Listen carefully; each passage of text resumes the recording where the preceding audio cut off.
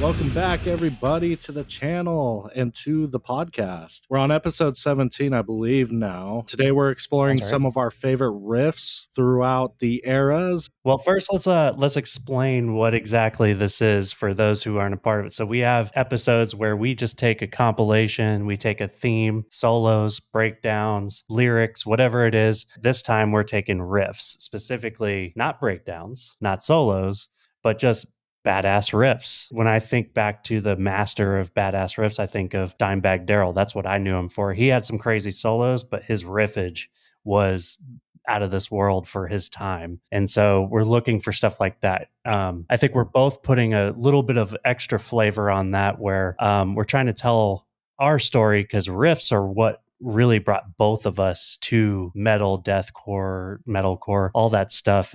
That's really what it was. For me, I'm going back in the past and pulling out a lot of my favorites. A lot of mine are going to be old, and I'm covering a time in my life because I don't know, this music, especially metalcore and deathcore, is kind of like the soundtrack of my life. When I think of songs from all the way back from 2002, it reminds me of a very specific time in my life. So kind of telling that story of what was going on. I think you did the same, right? Yeah. Some of these riffs I realized as we were doing this, kind of really mark pivotal chapters in my life. And maybe that's why the music resonated with me more during those times. That makes them kind of stand out. So that's kind of what I'm showcasing. And the ones I'm showing aren't in chronological order based on when they were released, but based on when I discovered them. Okay, that's fair. It's kind of a timeline in that manner. But we're back from vacation finally. Fuck yeah, we are. I got that New Orleans spirit. How was Italy? Fucking spent a whole week eating fish, pasta, and pizza, and cappuccinos. You got to talk with your hand. Cappuccino. Was it boring going with your dad? Well, I actually have a story about that. So the guy we were hanging out with was his name's Vincenzo. Sounds like something you spread on some fucking like a baguette. Yeah, we were out doing vacation stuff, and I wanted to go to a bar and like drink. Vincenzo, he was like, "Oh, you could just ride my scooter." He had a Faggio. The thing goes like 28 miles an hour top. I mean, it works, you know? So I was like, yeah, cool, whatever. I'll just go down, I'll have a couple beers, and I'll come back up. So we're driving back. I don't know what happened. Vincenzo drives up to the bar. And I was like, oh, I guess we're all going to the bar. And he was like, yeah, let's go. So I go in, and Vincenzo introduces me to another guy named Vincenzo. He's like, this is Vincenzo. Nobody in this bar spoke English. And I speak no Italian. So it's just like, buongiorno or whatever the fuck I said, He's like, Vincenzo's got you.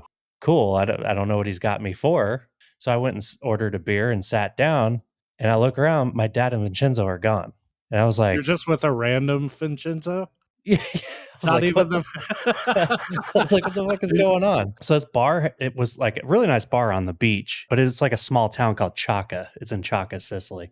And it's like a small town. I think there's probably less than like 4,000 people in this town, but everybody parties at this bar, I guess. And so there's a bunch of people there, and they're all like, see me, and they're like, oh, new guy, so they're all trying to talk to me in Italian. I'm like, I don't speak Italian. I was looking around. They had these bathrooms, like you can literally look into the bathroom from the bar.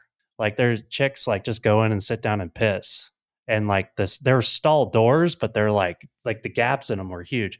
So like I was looking in there, I could see it wasn't peeping Tom. I was like looking in there to see if my dad's in there pissing or something. Yeah, no, they're gone. They just pieced out. So I'm in this like small town in Sicily. Nobody speaks English. I'm like, what the fuck's going on here? So like I go up to Vincenzo too, the part do, and I walk up to him and I'm like, hey, Vincenzo, he doesn't speak English. And he's like, yeah. No, like he's supposed to be my ride. I don't have my ride. And he's like, yeah. Vincenzo. And I'm like, okay. So this random guy is like giving me a ride home. So finally I find this one lady in the bar who speaks a little bit of English. Did he have a moped too? No, everybody drives like little cars. They're like 3-cylinder cars that have like 4-gallon tanks. It's weird. Cars you've never seen. They're called pandas is what a lot of them drove. No, so I'm like, okay. So I sit down and and at this point I'm like, well, I'll just keep drinking, I guess, And I started trying to walk home at one point, and like I was like, I have no clue where I'm going. There's no lights in this town or anything. I had no clue what was up. So I walked back. I'm sitting there, and this lady who speaks a little bit of English, I'm trying to get her to translate to this guy, like, hey, can you get a hold of Vincenzo? And she goes, oh, no. Vincenzo is going to give you a ride. I was like, so he came into this bar, introduced me to this guy, and was like, hey, give my buddy a ride home when he's ready to go, but didn't tell me anything about it. It was just like, yeah, Vincenzo's got you. And I was like, all right.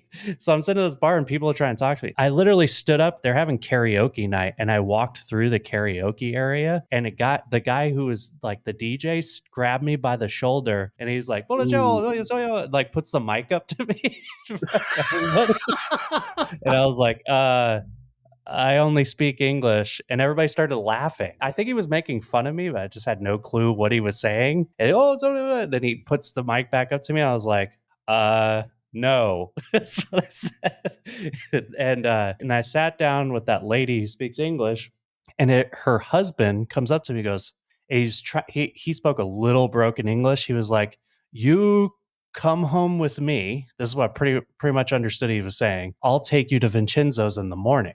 And Like, I was which like, Vincenzo? I must know now.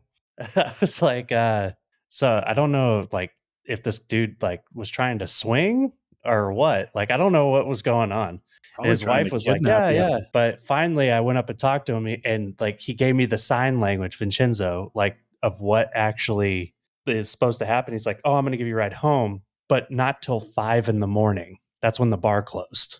Damn, And they go literally hard. everybody in that bar, half of them went skinny dipping in the ocean at one point, and friggin' they just partied hard. All these old small town Chaka, Sicily people You know, it's went important hard. to note that because I'm sure Italian people have probably always kind of been that way, Yeah. but they had one of the worst fucking lockdowns during COVID, dude. Like Oh they yeah, had I'm sure. militia like fucking barring them in and shit, dude. So they were just ready to let loose. Well, that was Uh, Italy. I don't know if Sicily was like that, because ugh. Sicilians are like, Is Sicily like a different country or some shit? no, it's not. But if you call a Sicilian Italian, they take offense to it. They separate themselves from Italy. They're like, I'm not Italian, I'm Sicilian. That New Yorker, like this motherfucker, like that New Yorker like personality.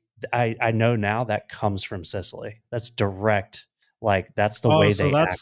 that's where the fucking grease balls come from. It's Yes, that's what it's from. fucking Because they're all uh, like small town, rural, like country boys, basically, but Italian. The last story I'll tell about is my dad went golfing, and Vincenzo went and dropped him off. And then I was sleeping in. So he came and picked me up. And about the time he was going to go get him, he was bitching about it the whole way. And you could tell that he was just he's like a New Yorker, like a Bostonite, he like just getting more and more pissed off as he was talking about this. I guess he drove up to the golf course, but you're not allowed to drive your car into the golf course. You have to park and like walk across the golf course. And he was pissed off about it. He's like, I'm not fucking walking, through this golf course again. This is fucking bullshit. And he was just like, you could see it on his face. He's getting mad. So we pull up to the like front gate, and there's like a guard there.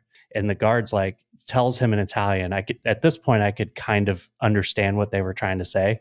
yeah. So he tells him in Italian, hey, just pull your car over and we'll have a car come pick you up. And Vincenzo looks at him and goes, fuck you, I'm not doing that. And drives through the fucking gate onto the fucking golf course, and is driving like where golf carts are supposed to be with his car on the golf cart path to my dad to pick up my dad.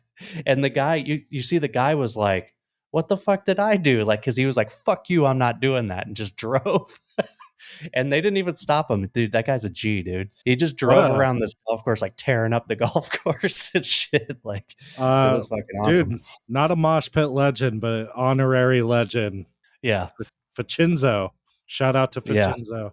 Yeah. Yeah. You went on vacation too, New Orleans, right? Yeah, New Orleans, baby. It was great, man. We had a blast. I fucking love that city.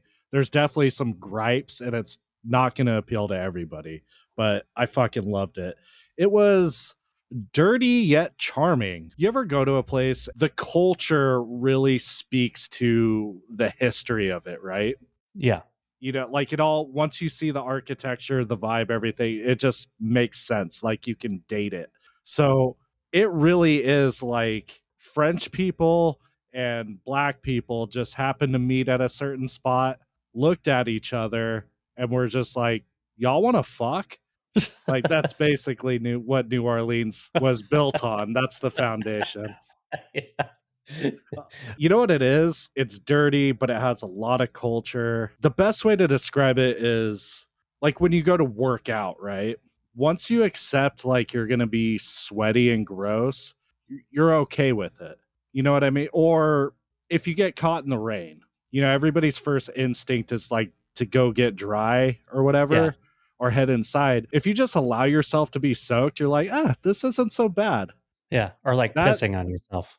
Well, yeah. So immediately after if the rain was made of piss, yeah, basically. Yeah, no, you're gonna catch whiffs of piss as you walk through downtown New Orleans. We had a great Airbnb. We were in the right across the street from the Treme Community Center, right near French Quarter, which is great because you have like all this old school like French architecture, like style housing and stuff, and a bunch of old bitches that set up coffee shops in their house so you can get it just like grandma made it. Everything's within walking distance. It was great.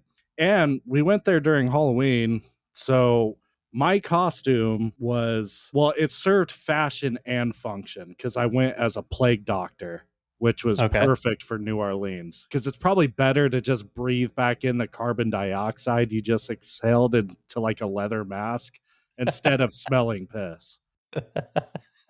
Just to give you an idea how dirty Bourbon Street is in particular, dude. Halloween night, there's this girl dressed up as Harley Quinn. She even had like, the porcelain skin makeup. She was rocking it. This girl drunkenly tripped and fell on Bourbon Street. To like paint the picture, right? Imagine she fell as Harley Quinn. She got up as blackface Barbie, dude. That's how fucking dirty Bourbon Street is, bro. When you think about the food, even now, I don't want to shit on it. The food was fantastic, but think about what they even eat down there, dude. It's like catfish, crawdads, alligator. It's all shit. Some like dude in a bayou fucking scooped up out of the mud. Hell yeah. That's the good shit, man. Oh, it was delicious. And actually, now I'm thinking about it because the alligator was fucking awesome. But I had like some blackened alligator, probably where they like seasoned it up. I like imagined if they just like probably put all their meat on the fucking ground and just kick it up and down Bourbon Street, dude, to give it that authentic New Orleans flavor you just can't get anywhere else. Me and Laura are sitting in a cafe. We order coffee. We're getting beignets. And the beignets come out just, hot, fresh, dude. Fucking, but like, did you pour the cream into your mouth? Oh, dude. I had like a moment in my head where I was like, there's a chance that the powdered sugar on this beignet might be laced with fentanyl, which, not a bad way to go out. I want to go out eating fentanyl beignets with Versace or whatever the fuck his name is. What's his name? What? Who? Versace? The Italian dude. Oh, Vincenzo. Versace. Having fentanyl beignets with Versace. Fuck, I forgot his name already. If you died eating a beignet at your funeral, I'd go to your casket and be like, "You're a fucking pussy. I always knew it." In your afterlife, this motherfucker rides a moped. In your afterlife, you just have to deal with like every time you checked in on me, it'd be like, "Yeah, that pussy ass motherfucker died eating a beignet." No, but they were fentanyl beignets, dude. I'm telling you, doesn't matter. I was like, that wasn't even laced. He just couldn't handle it. We're whipping up hot, fresh beignets for the fresh. What do we even call this anymore? I don't know. The Fresh Baked Collective. Fresh baked beignets. Yeah. So sorry. You got a good jazz voice. I wish I could do the jazz voice. It's all false chord, bro. Anyways, so yeah, we're getting into some riffs and why I think riffs need to make a major comeback in metal. But I'll go ahead and get it started. All right. So you'll probably guess this first one. There's a couple of these that are nostalgic for both of us. And here we go.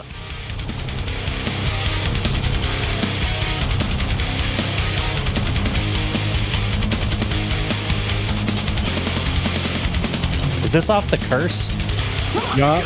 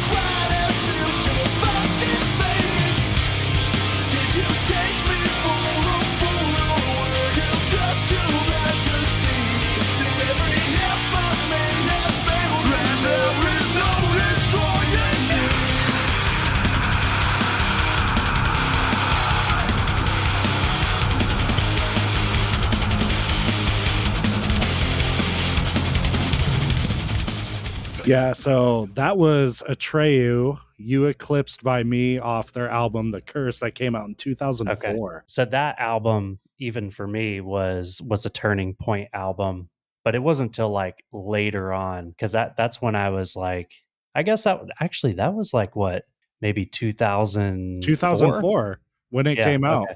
You know what's crazy about it is something that dawned on me while I was listening to this and revisiting it was we kind of take for granted just how accessible music is today. There was really something to discovering stuff on a whim, right? Because think about it. Jeff, little gay Jeff, discovered this album.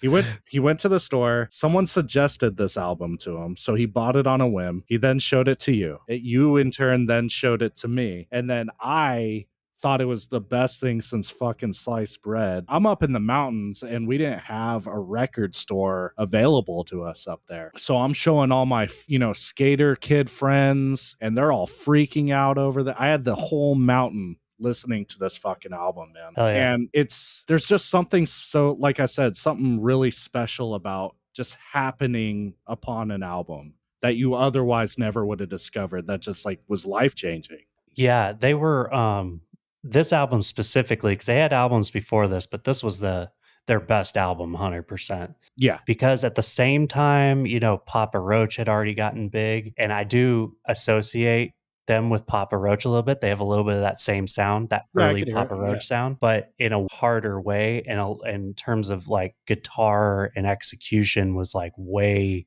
beyond that. I mean, Papa Roach just had a simpler sound. I'm sure they're just as good musicians, but it was just like something that I'd never heard at the time. The cleans were inviting to someone who didn't listen to gutturals, which was us at that time.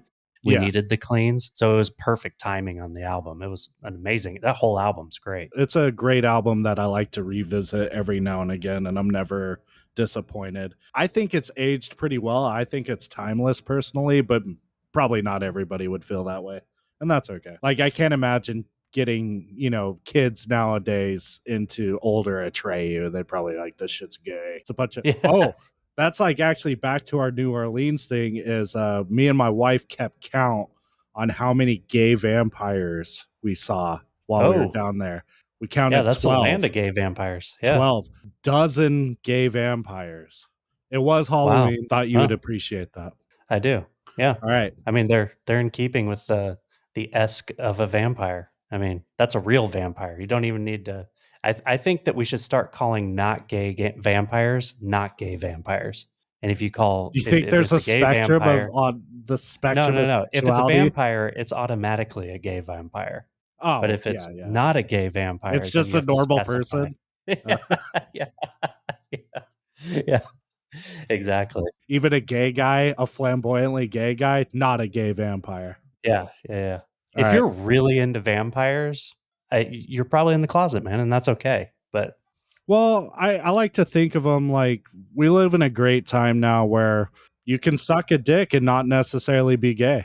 Yeah, true. If you suck a woman's dick, yeah, that's real. That's real shit. Moving on. I want to suck a pregnant woman's dick.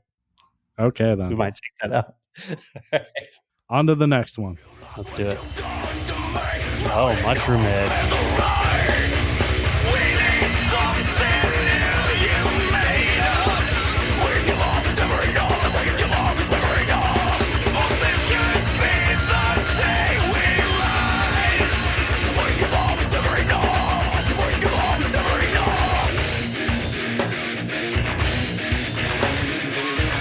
Ooh, love that, dude.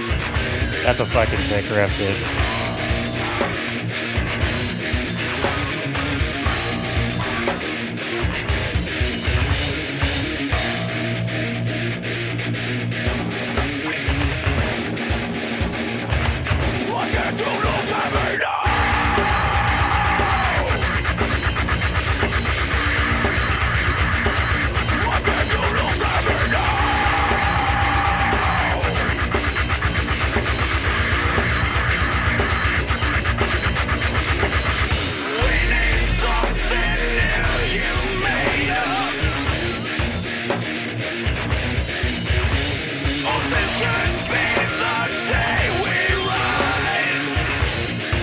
I've never seen the video on this.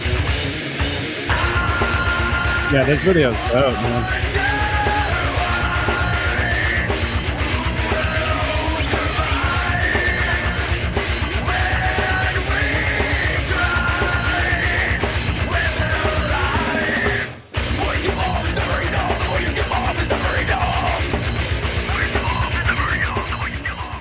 Yeah, I think that like Atreyu, that the curse specifically, the production on that album still holds up today. Really does. Absolutely. But this does not. It was No. good at the time, but the production's like kind of hard to listen to at this point. You have to be nostalgic to like it, I think. But Mushroom Head was good. I didn't get as deep as you did. Well, even Atreyu, right? Because like both of those feel, for those listening, not watching, that was Mushroom Head. The song is called 1200 off their album Save Your Sorrow in 2006. Both of those albums, like back then, they just kind of lacked weight behind them. Yeah. You know what I Yeah. mean? Like, sure, heavy for the tanky. time, but like you compare it to heavy today, like not even close, dude. Yeah. And weirdly enough, is Kill Switch Engage during around that same time was heavy. Yeah. You know what They I were. mean? So 100%. the reason I picked this one, I mean, that riff is just one of my all-time favorites in all of metal. Mushroom Head was weird because obviously I was a huge Slipknot fan back in the day. Yep. And then, you know, discovered Atreyu and all that. When me and mom moved to fucking Greeley when I was 15, it was a rough time, man. We were homeless. Mom thought it was a great idea to move in with some woman that was Doug's cellmate because that was going to fucking work out. And then we ended up homeless. I'm in this whole new place. Wait, you had a woman cellmate? No. So Doug, our stepdad, yeah. Okay, got it. was cellmates with this one dude, and they thought it was a great idea that we move in with this dude's wife. Got you. I was like, man, I want to go to that jail. Yeah. I think also because you had a ICP fling. No, you know? That's what I was going to get into. Okay, so, you know, I'm in this new place. I have no friends, and all the kids in Greeley were fucking juggalos, dude. I was already kind of an outsider metalhead kid. And so, but I started befriending a few of these guys because we were smoking cigarettes. And yeah, I went down that fucking juggalo rabbit hole. And, you know, I don't regret it. I made some great friends, but Mushroom Head was because obviously I fell into ICP and all that horrorcore rap shit and out of metal. But Mushroom Head, a lot of kids that were into ICP and shit listened to Mushroom Head because they kind of ran adjacently. So because of Mushroom Head, and I became a huge Mushroom Head stan, like that reignited my love for metal again. And that's why it's actually really important. Because if it wasn't for them, I don't even know if I'd be. That makes sense. I'd probably be a juggalo. Who knows? In my 30s juggalo, you know, suit and tie, fucking throwing my hatchet in the air. I think if you're a juggalo today, I got respect for you. Yeah, that takes meant something. That was real shit, man. Yeah, that was real. If you stuck with it this long, God damn, you're doing something with your life, man. Yeah, moving on. Let's see if you get this next one. Well, I could see it on the Oh. screen. Man.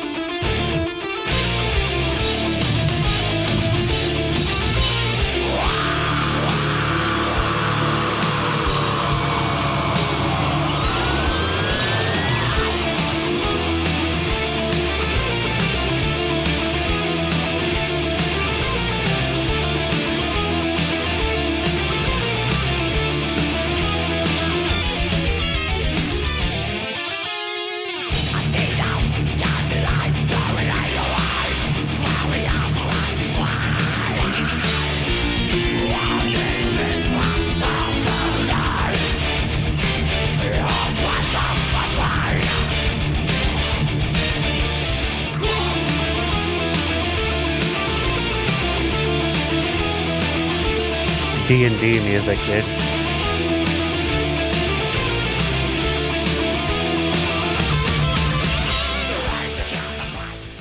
All right, yeah. So, Children of Bodom song is Bed of Razors. I discovered that in high school, my senior year in high school, which was 2008. That album was released in 1999. I didn't realize that Children of Bodom was that old, man. Oh yeah. That's crazy. The lead singer, he passed away, right?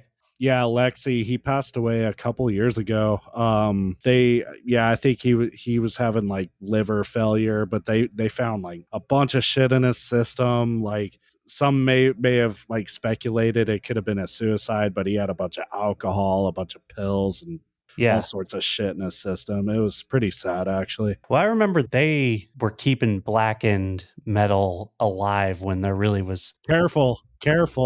The elitists will come out. They weren't mainstream, but they were as close as you could as a blackened band. Like MTV2 used to play Children of Bodom and all that. Now that we've gotten to this point, I would actually call them a symphonic metal band. Okay. As opposed to like a black. It's the same shit. I don't care.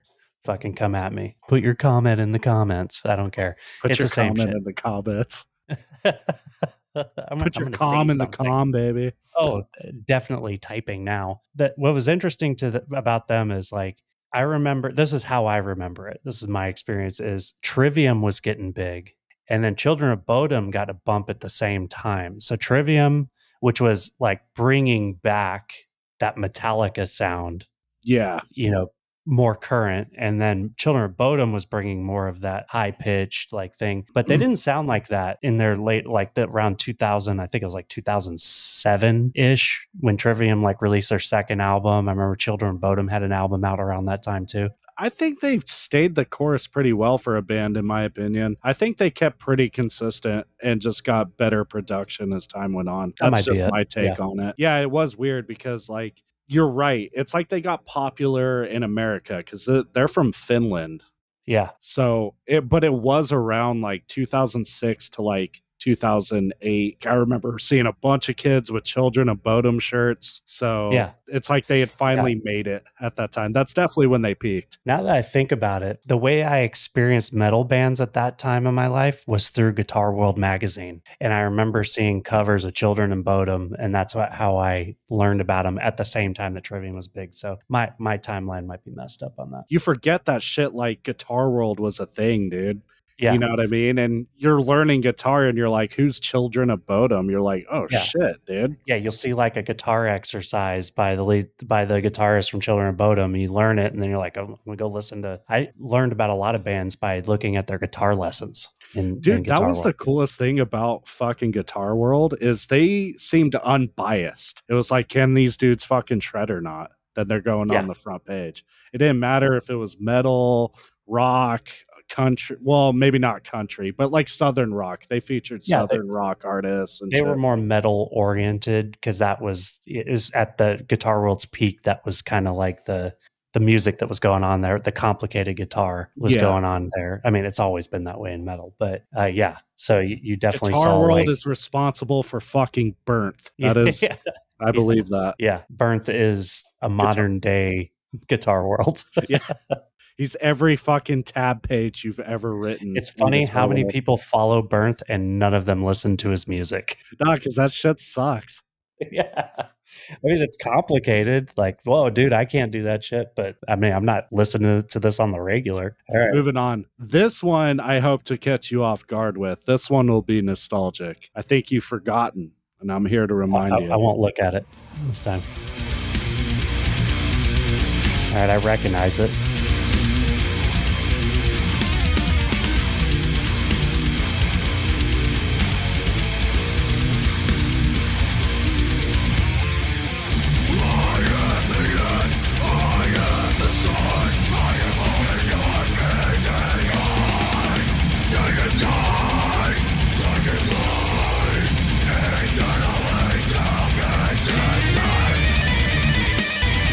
Holy shit.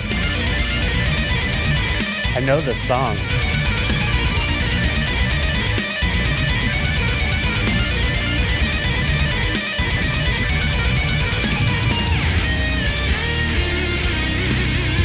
Ah, that guitar tone, man.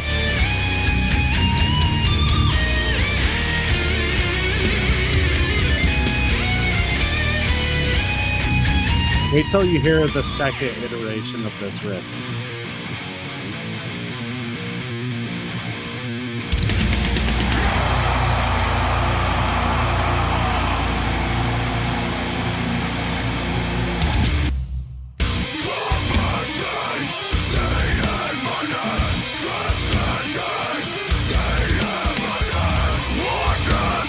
Is this Reflections? Nope. Damn. Yeah, I can't label it. Who the fuck was that? I know I've heard the song. I know it. Becoming the Archetype. Is that the band? Yes. Holy They had fuck. an album called I Am. Holy shit. Came out in Yeah, 2012. I forgot about them, man. Yeah, I would have never guessed that. They started out as a progressive, like, kind of death metal band. They were a Christian progressive death metal band, and this was kind of their metalcore album that they had brought out in 2012. And actually, I just discovered while I was looking this up, they just brought out an album last year that I need to go listen to. Yeah.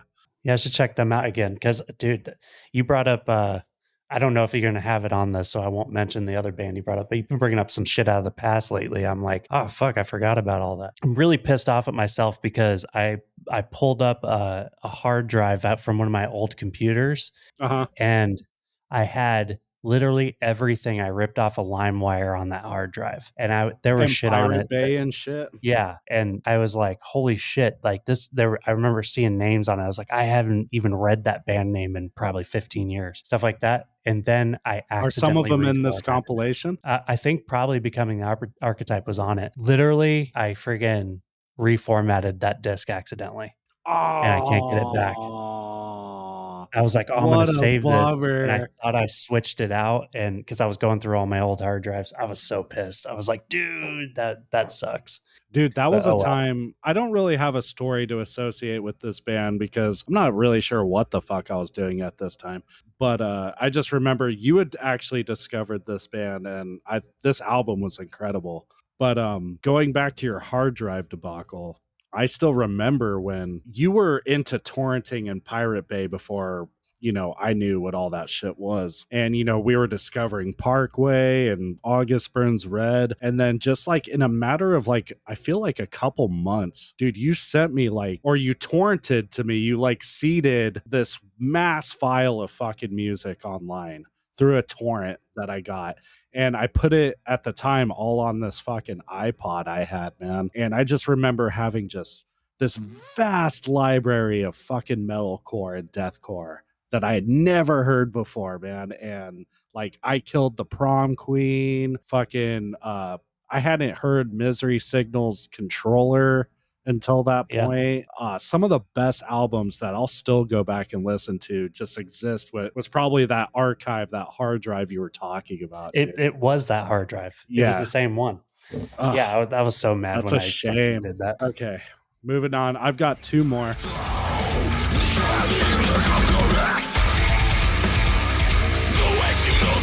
Listen to how this progresses.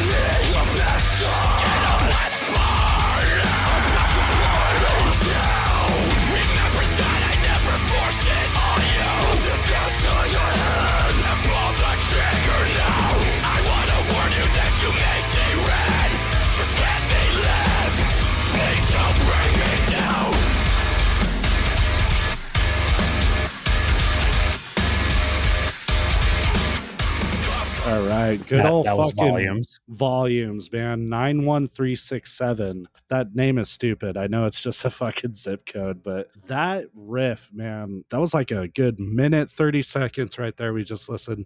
That riff, I'm sure it was in 4/4 the whole time, or at least it seemed like it, but it was just ever changing. Yeah. Like the Yeah. entire time, man. It was just like what probably some would call a riff fucking salad, and I don't fuck those people, dude. That was Yeah. great. I love Riff Salad. Yeah, so that was from No Sleep. That came out in 2014. That was a weird time in my life. That was actually the album I needed in that time. So, to kind of give some backstory, I had just gotten out of a relationship. Mom had moved back to California. I was in Colorado completely by myself, completely on my own. I had just got out of a bad relationship. I end up at this fucking apartment complex called the Golden Nugget in fucking Inglewood. I just remember the whole time I was anticipating this album. They announced it was like No Sleep. Everybody's been waiting for years for this album to come out. We'd already heard the single Volley, which hit like a fucking Mack truck emotionally for everybody. During this time, I was just kind of lost in the sauce, man. I was doing a bunch of drugs and shit. I was getting caught up with all these people I was meeting in this apartment complex. I was just, that whole period in my life was a blur. It was like right before I met my wife, just doing like, I mean, Molly, fucking acid all the time, Coke. And this album dropped, obviously going through like a major depression. And this was like the soundtrack to my life at that point, because a lot of the themes that are baked into this album really I resonated with, especially during that time, because it talks about a lot of substance abuse, going through heartbreak, and just all this shit. And that album really fucking carried me through those times. Like I just jammed it front to back nonstop. It was everything I wanted it to be. And I'm actually really thankful for it. People would probably say like that album didn't quite live up to the hype because the hype was just through the roof. Everybody had listened to Via and they were waiting for the next thing from Volumes. And this had a handful of really great songs and only like a few that were kind of eh. So probably a lot of people would say it didn't live up to the hype. But man, this is my favorite Volumes record for sure. And it's an album that I'll probably listen to until I'm like fucking 80, if I even make it to that age, man, because I just Nice. love this album. It's interesting how we a lot of the bands, I'd say minus Mushroom Head, we experience the same like bands, but we experience them in different ways. Because when I get to my videos, it's Okay, like different times for the same bands almost. But yeah, gotcha. All right, moving on to my last one.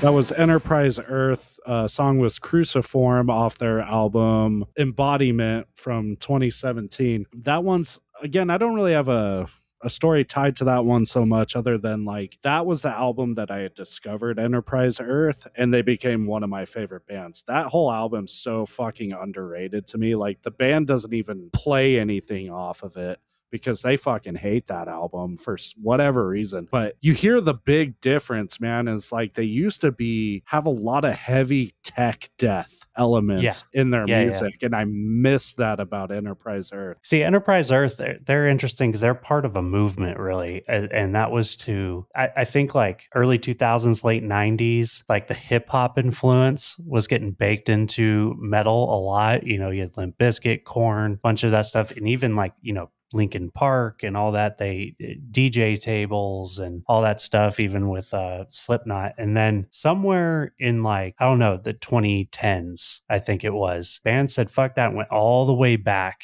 to like that old school shit, and just like kind of influence wise erased most of that hip hop influence that was coming through. Because I think it kind of took its course, and the path it was going was getting away from metal. If you look at all those bands, they all veered away from metal. Korn doesn't even play metal really anymore. Limp Bizkit stopped doing it. A lot of those bands. So I think that people started reaching further in the past, or further into the underground, better said, to pull out these new sounds. And Enterprise Earth, I think, is a result of that. Yeah, they're definitely leaning on their influences, especially I would say from the Chosen album, which is, you know, huge homage to bands like, you know, Pantera, Alice in Chains, Metallica. There's a lot of thrash elements, Slayer, and I think they're continuing to do that. The new single that they released, Ruination, has a lot of Meshuggah elements in it. Yeah, I think they're just kind of taking like bite sizes of all their influences and seeing what they do with it, but make it Enterprise Earth somehow. So yeah, that's my compilation. There it is. Nice. Just laid my dick and heart right on the table for you. So, okay, this is the way I did my compilation video. So the first 10 seconds of every video that I bring up is just going to be these question marks. So we actually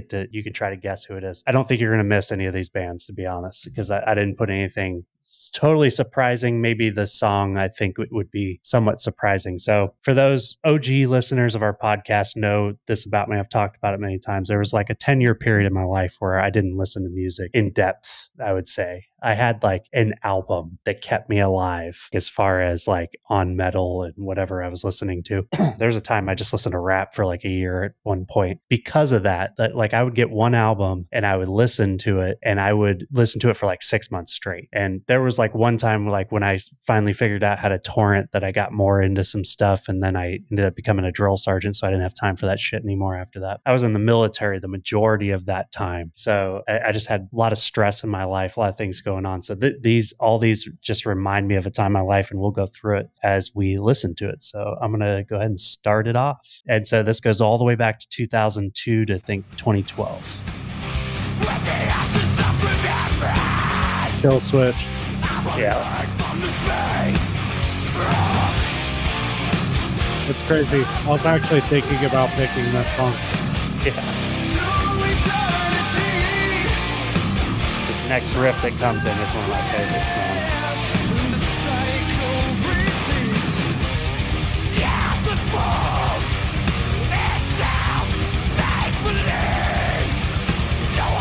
Adam D with his juicy ass hair. Yeah.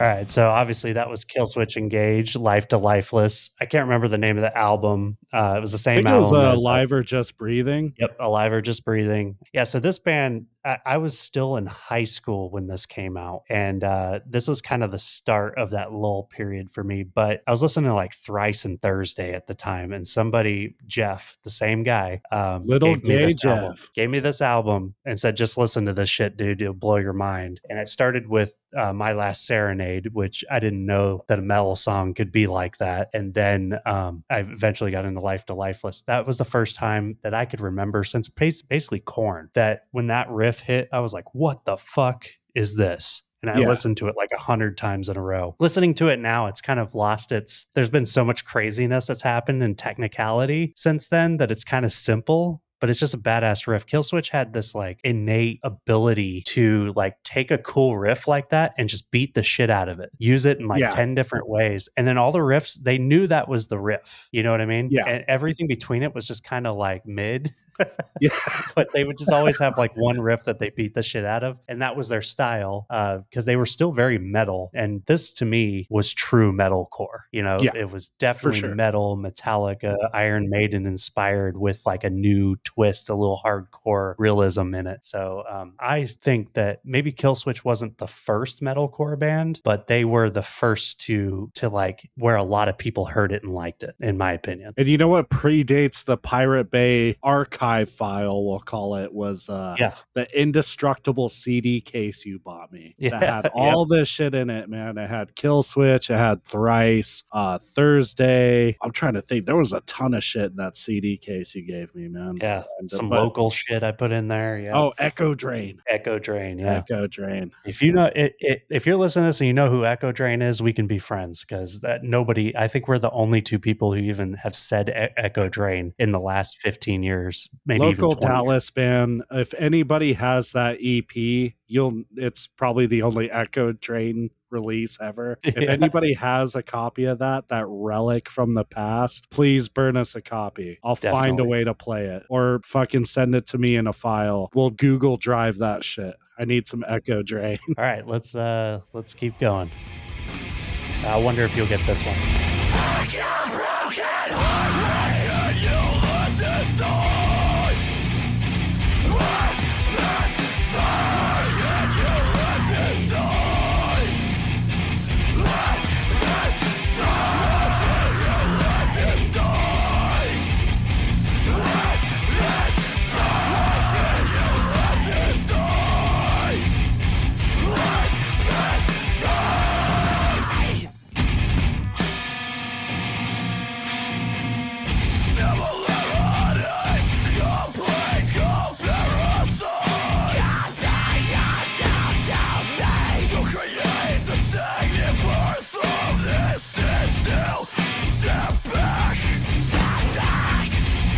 Sounds familiar. You don't know it?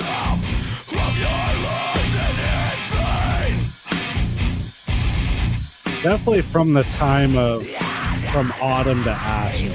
Definitely that era. Yeah, within a couple of years of that, yeah, I think so. Who was that? That is Remembering Never, Serenading This Dead Horse. How did I miss that? That album, Women and Children Die First, I think it was called, was pivotal for me because that album is relentless. There are some cleans, but they're not cleans. Like they're ugly cleans, all of them. And he was the first lead singer like that like he would do some just wild shit. It was more emotional when he did cleans. It wasn't like singing or showing off. But it was Like, wild. yeah. You know, that shit was like the pioneer to like the scene kid metalcore shit. Yeah, maybe so, yeah. You know what I mean? Was very hardcore oriented, but it just had like, at that time, we didn't have deathcore or metalcore.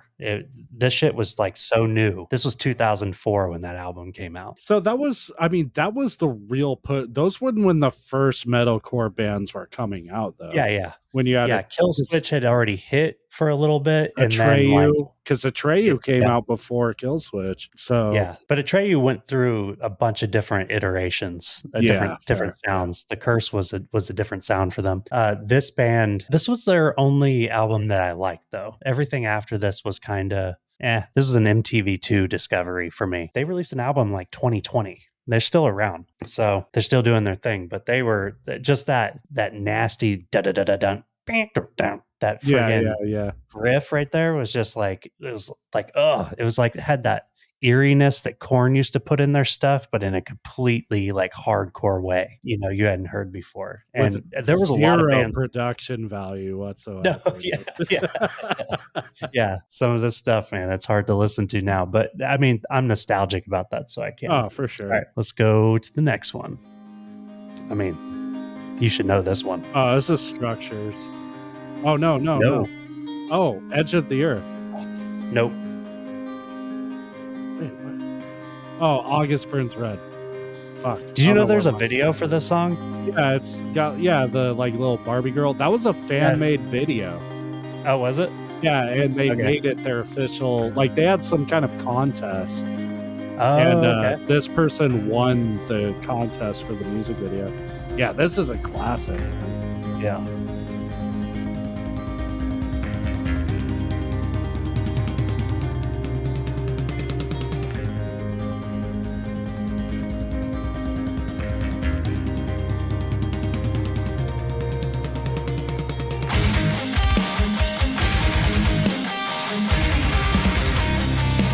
Dude, that drop right there.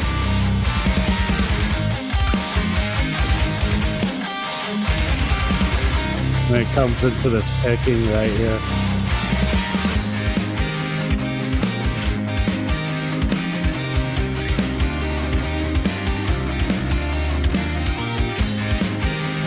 And this next riff that comes in is the riff that I love about it.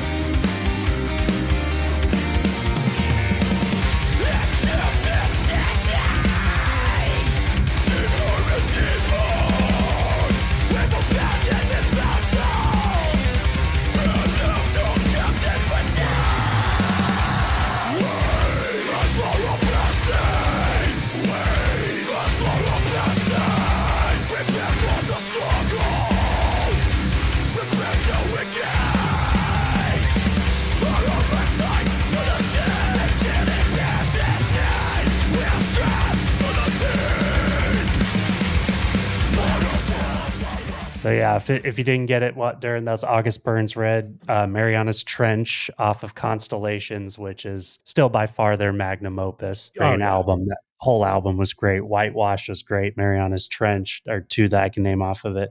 Yeah, Ocean of Apathy. That from front to back, that album was perfect. Oh yeah, and production wise, I think that album still stands up too. It does. It's, you can tell it's older, but it's not as bad as like the last one in terms of production. It was a fucking great album. Well, I actually like the production they had on Messengers, the album. Messengers was good too, yeah. Because it just had so much impact. Like that shit hit like a fucking Mack truck, dude. Yeah.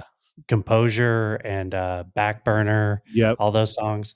Yeah, those first two albums, I'm not sure if Messengers was their first. I think they had Thrill Seeker before that too. That was their debut album. Messengers and Constellations were just fucking great albums. I mean, they're still kicking it, and their newest album still stands up. It's still good shit. But those two albums were pivotal. That opening riff, the guitarist from August Burns Red, I think he fucking learned. Alien, dude. Yeah, dude. I think he learned to play guitar and said fuck all that and started playing it his own way. Like, because everything he does is like so unconventional. Like that whole opening sequence, there was nothing like that I had ever heard before that. Like, he just had the way a lot of those riffs. That's why I call him Alien, dude, because some of his progressions are just so fucking off the wall, like modal shit that I've never even fucking thought about before. Yeah, and it didn't stay in toe any type of line. Yeah, he could totally be like a virtuoso if he wanted to. Yeah, like a solo. And he had some good solo stuff too, on like solos inside August Burns Red. Yeah, I don't even know his name. I just love his fucking guitar playing, man. All right, let's go on to the next one. Let's do it.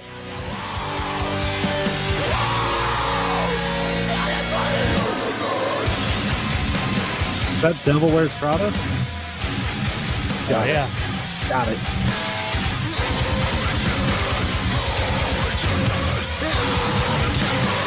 Like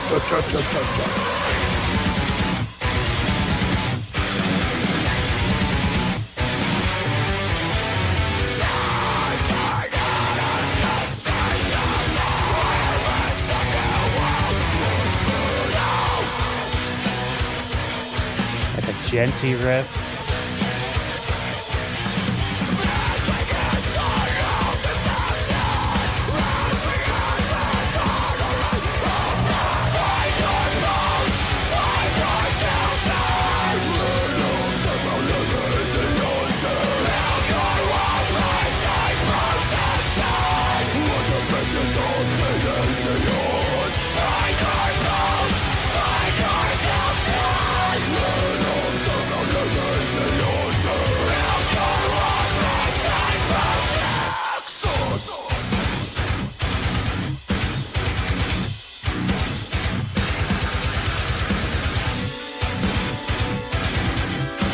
That piano, man.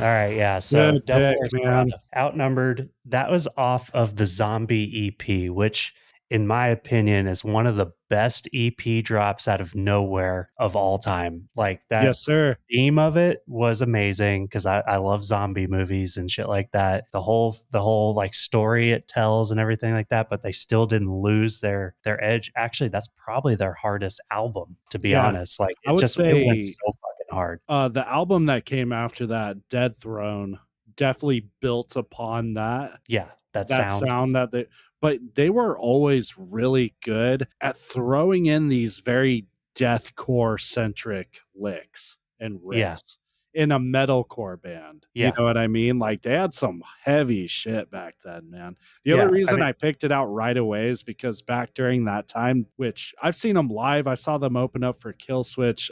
One of the best concerts I've ever seen. One of the best performances. They just put on fucking amazing live show.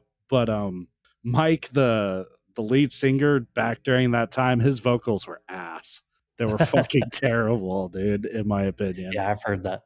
Yeah, I've heard some people say that about them, and surprisingly, Between the Buried and Me. Like a lot of people early on in Between the Buried and Me were like, "Man, they suck. They suck Yeah. live." You know. Oh, fuck all those people. Whatever. Yeah, no, I saw Between the Buried and Me recently, and they're fucking amazing. But that's after like 20 years of practice. Dude, So I what do I saw know? him. I saw him like over a decade before that, like way before Parallax came out, and they were fucking awesome then. They were in a weird time, man, because Yeah, I mean, they came out around the same time that like Dillinger and shit did.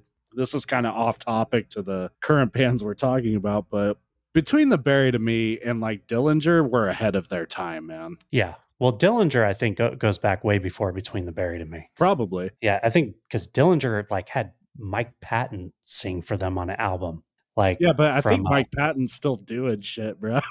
yeah, yeah. But I'm saying like when he was still Mike Patton, like which Yeah, for fair. the people who don't know, that's the lead singer of Faith No More, which goes back to like early '90s. So they've been around for a while. But I know what you're saying, like Dillinger, because when they Miss Machine came out, that's Mhm. when they reached like a different level. They were underground up until then. But yeah, Yeah. I know what you're saying. Yeah. So if you haven't heard that EP, just get on Spotify. It's there. It's fucking badass.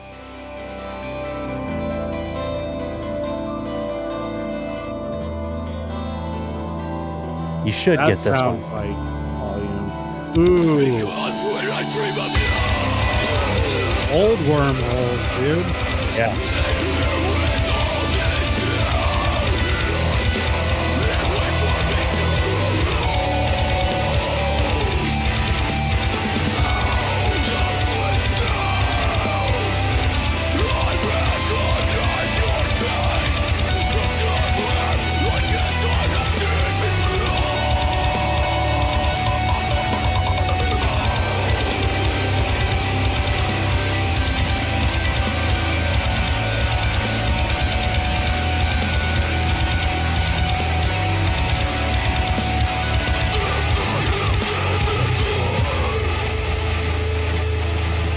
They really brightened up their vocals after this EP, man. Yeah, they did.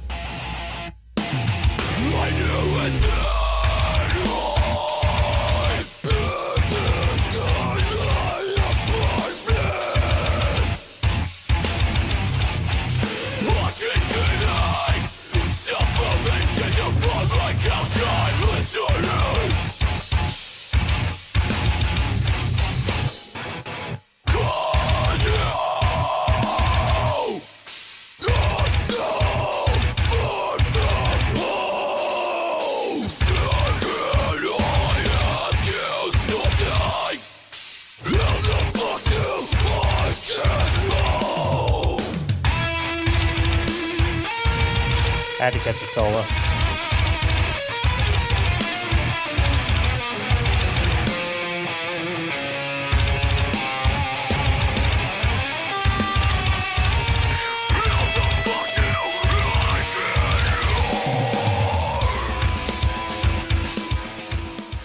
Yeah, and I love it how that whole song starts out. They really polished up that fucking solo for Yeah, Via but and you the know what? vocals. Here's something I didn't realize, because I remember listening to this. Wormholes changed me, because that was the That and first, like, Inhale, man. I remember I showed you this album because you had yeah, discovered Structures, the All of the Above EP, I believe yeah, it and you was. showed me Volumes, yeah, And I showed and it you was the Concept. Concept of Dreaming, Yep. which was, like, their early release. It's not even on Spotify or anything. You have to go to, like, YouTube. Some of the songs that are on that EP are not on Via, which was the release after that, but Yeah, like Wormholes, they redid Starstruck. for it. Yeah, Starstruck. I'm actually surprised Starstruck didn't make it into Via. yeah, Because I loved which that fucking song. now that you say that, Starstruck, I think I'm, because I there was a specific thing I was looking for, and I thought it was in Wormholes, and I couldn't find it. So I have to go back and listen to Starstruck now, because that reminds me that might be it. But anyways, this was still good. That was the first time I heard that ambient guitar with those djenty chugs, like that combination. And it, Volumes like, was the first iteration where I even heard Gent. yeah. You know what I Yeah, mean? for me, that was that. I think I mean, for me, they were the first. There was a bunch of stuff after that, but they were really pioneers of that sound, that kind of metalcore, deathcore, gent, what ended up becoming gent. And the Concept of Dreaming, I don't care. I think the version of Wormholes is way better than the Via version, because that's what I got into with them. Yeah, that's probably rose tinted glasses or fucking Yeah. butt Yeah, plugs yeah, that you it put in probably your is. ears. But Yeah. uh Still fucking loved it. I don't care, because I've heard Wormholes after that, and just something was off about it. I was like, man, I don't like this one as much. It didn't have the same rawness to you know it. what I it love but the you know what it rawness. might be too, man, is because the albums we have now for Via and No Sleep, they had gone through some wonky ass shit with their label Media Scare, and basically they were trying to hold the music from them. They wanted to leave the label, so they had to wait for so much time to pass, sue the fuck out of them for like the rights to the music, and then what they had to basically remaster to re-release it, I guess. I'm not sure if that was like a clause and whatever, but that's what ended up happening with No Sleep and Via. So those, like the Via we have today especially, and I would even say the No Sleep, weren't as good as the originals that released. That's just my opinion. Interesting. I didn't know that. All right. Yeah. And yeah, so this is the 2010 era. This is when we started exchanging the torrents. It might take you a second to get this one.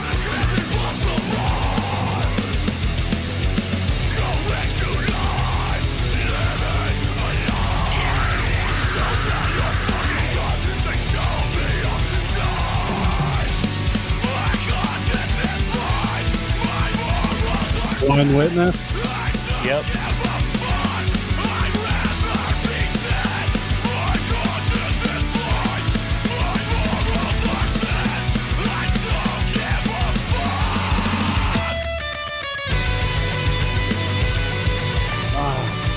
That brings it back.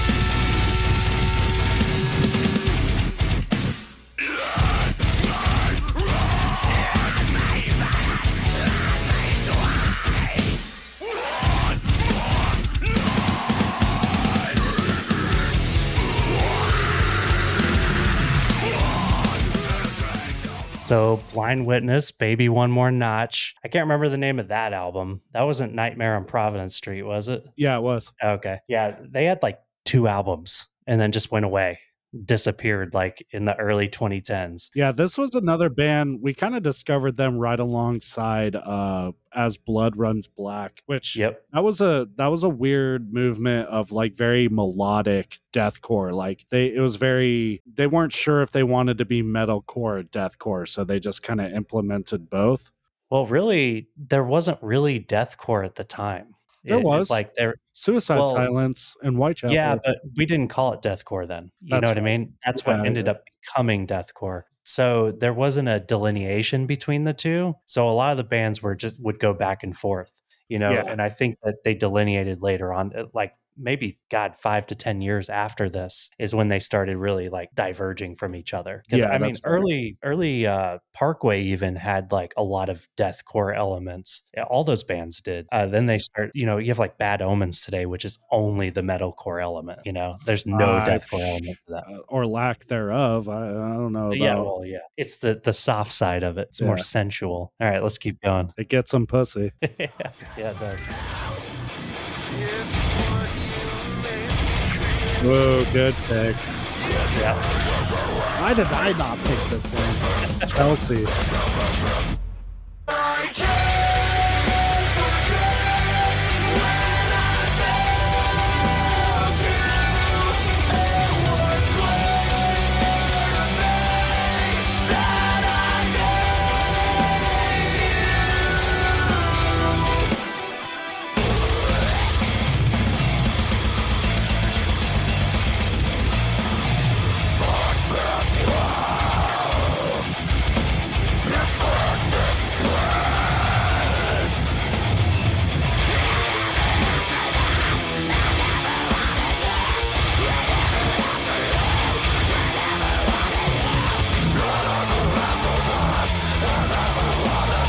The way they got that fucking like chorus in there. Yep.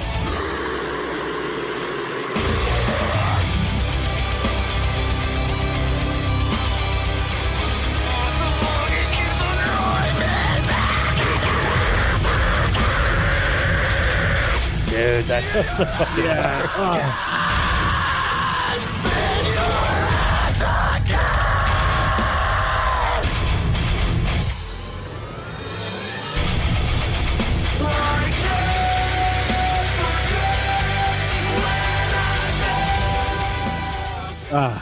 Good So pick. for those listening, that's Chelsea Grin, Lilith. That is off the what's the name of that EP? Was it The Lilith? Evolve EP. Evolve EP, that's right. And I just want to make a real quick announcement. You know what? When this EP came out, everybody was shitting on this EP. Now I'm seeing everybody in the deathcore subreddit like are jerking off this EP after the fact. I just want to say I was there from the beginning. Fuck all of you. Suck my dick. This EP was the shit when it came out, and it always has been. A hot take for me, that's Chelsea Grin's best release. I'm sorry. Fucking Lilith, Don't Ask, Don't Tell. Every song on that EP was fucking amazing. It was with Jason Richardson, which is one of my favorite guitarists of all time. Friggin', it was the shit. Well, the whole entire EP. The album after it, Ashes to Ashes, just like didn't hold a candle to this EP, in my opinion. It just wasn't the same, dude. They had a sound, man, that with this EP that just no one's been able to do since. People have tried. I would put this up there with that Zombie EP and this EP are definitely very close. I still think Zombie was just because it was the best because it was so unexpected from Devil Wears Prada. That's fair. This one is a change in sound. It is still almost equally unexpected though. Yeah. But it still has those like deathcore elements. I would say Zombie's a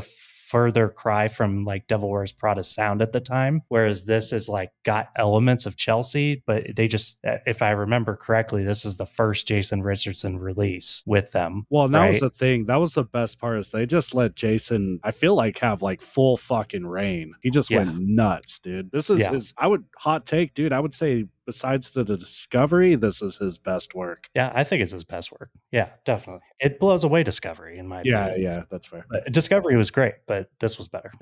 Those are the kind of songs I wanted to choose here. These are like life-changing riffs for me. So let's keep going. That ambience in the background.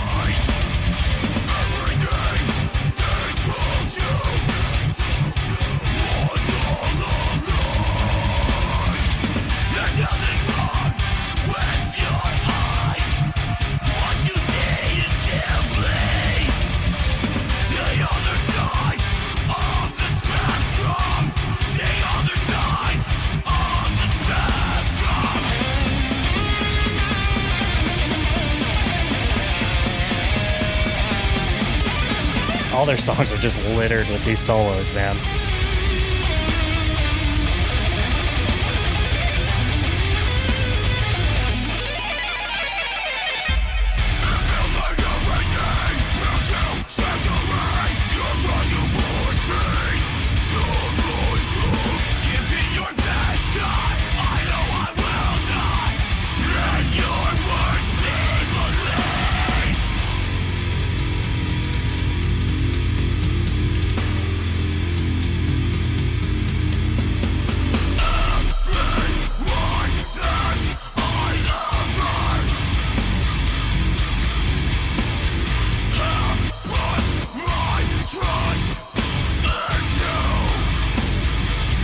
We have to say, this was 2013. This is 10 years old.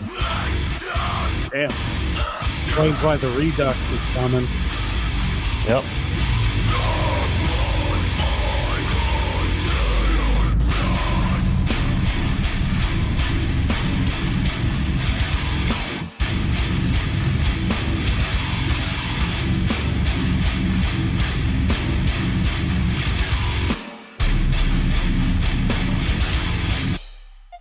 And so the reason I chose that one, all the other ones were like pivotal for me. This one was too. This album was when this was the first album that I listened to. There's been a few since that I was like, I had a sound in my head that I wanted. And I was like, oh, well, they fucking did it already. Because it was just so fucking perfect with the solos, that like just how alien and the off the wall it is with those like genty riffs, that it's relentless but somehow still has like a softer side to it without being wuss. You know what I mean? It's aggressive. This album and the Fantasy Effect, both of them are just like such good fucking albums, man. And Reflections has stayed good throughout their time, man. It looks like their new release is in line with this stuff. So and they're finally fucking back on tour after years, dude. Years. I don't think they've toured since The Color Clear, which I think came out, I want to say 2015, 2016, around there is when The Color Clear came out. So that's huge for them, man. I'm excited for them, and I'm definitely making the pilgrimage because I already flew out to from Texas to Minnesota to see them because I thought it'd be like the last time. So what's a 3-hour drive to Austin? Fuck it. Yeah, I'm going. I might join you depending on when it is. When is that concert? February. Okay, I might join you on that one. Okay. Yeah, but I mean, those like even if you listen to those songs back through, you can hear the progression of whatever this is, because there's like a niche between metalcore and deathcore where it's like kind of progressive, kind of, you know, what we call gent today, but just like these guitar virtuosos, these lead singers who have these unique sounds. I would say probably the least of all those lead singers is probably Jesse from Killswitch Engage. Mm-hmm. I think Howard was a lot better than he was, but Jesse was still good. But like, just I don't know what it is. Like sometimes it goes a little too far deathcore, a little too far metalcore. But all these bands just had that perfect like in the seam sound that it was even progressive at the same time, and they could really do anything that they wanted to do. And see, this was like the time, I would say probably when this album came out is when I feel like metalcore started kind of going down, at least for me. I'm not saying for everybody, but I started getting into heavier shit. I still love this album. I'll revisit it all the time, but I started getting into heavier shit after this album, and metalcore just kind of fell off after this point. This was like the peak. It's getting better. We have some good metalcore coming out nowadays, but it got a little muddy there for a minute. Yeah, that's it, guys. That is a Riff in Time episode. Bring back the fucking riff. It's missed. We need it. And remember, if you want to have a good time in New Orleans, accept the grime, have a good time. That's my mantra for New Orleans. And if you ever need a ride home, just ask Vincenzo. Versace, and you all can have fentanyl beignets. Yeah. All right. Peace out, y'all. Thanks for listening this long. Off to the next one. So later. All y'all hit buttons, and fucking do that thing. Love y'all. Do that thing. Peace. Later.